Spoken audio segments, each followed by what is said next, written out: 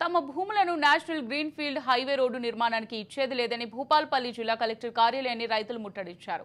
జిల్లాలోని టేకుమాట్ల, చిట్యాల, మొగుళ్లాపల్లి మండలాల రైతులు ఈ క్రమంలో రైతులను తన ఛాంబర్కు పిలిపించి కలెక్టర్ భవేష్ మిశ్రా రైతుల అభిప్రాయం తీసుకున్నారు. రైతులు స్పందిస్తూ గ్రీన్ ఫీల్డ్ హైవే రోడ్డు నిర్మాణానికి ఎట్టి పరిస్థితుల్లో తమ భూములు ఇచ్చేదే లేదని చెప్పారు. తమకు భూములే తమకు జీవనాధారం అని భూములు ఇవ్వాలంటూ రైతులను ఇబ్బందులకు గురి చేయవద్దన్నారు. అనంతరం భూపాల్పల్లి పరకాల జాతీయ రహదారిపై రాస్తారోకో నిర్వహించారు రైతులు. ప్రధాని మోదీ డౌన్ డౌన్ అంటూ నినాదాలు చేశారు.